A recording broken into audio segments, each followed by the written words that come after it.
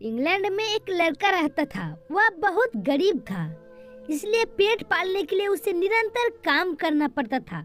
उसे पढ़ने लिखने का बहुत शौक था, लेकिन काम के बोझ के कारण वह लगातार स्कूल नहीं जा पा रहा था, जिसके कारण उसकी पढ़ाई रुक रुक के चलती थी।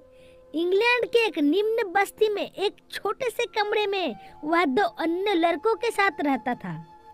वे दोनों लड़के भी उसी की तरह दिन भर काम करते थे। जब काम से फुर्सत मिलती, वे दोनों लड़के मनोरंजन में जुट जाते, जबकि यह पुस्तक निकलकर पढ़ना शुरू कर देता।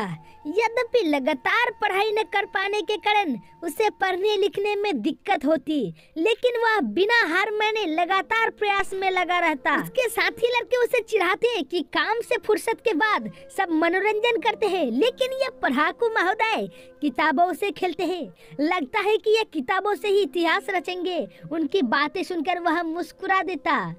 धीरे लगातार संघर्ष और प्रयास से वह अच्छा लिखने लगा। उसने कहानियां लिखनी शुरू की।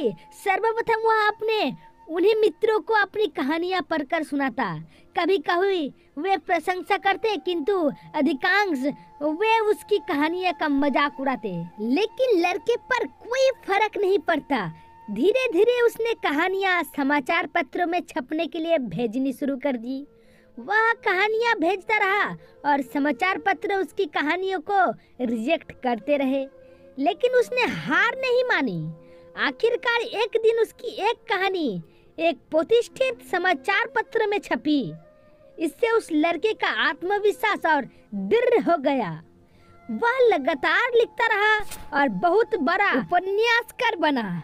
आज इंग्लैंड ही नहीं, अपितु पूरा विश्व उस संघर्षशील लड़के को चार्ल्स डिकेंस के नाम से जानता है। तो मेरे प्यारे मित्रों, हम लोग को इस कहानी से क्या सीख मिलता है कि संघर्षशील और परिश्रमी व्यक्ति के लिए कुछ भी असंभव नहीं है। तो अगर आप लोगों को ये कहानी अच्छा लगा है तो लाइक करके सब्सक्राइब जरूर करना।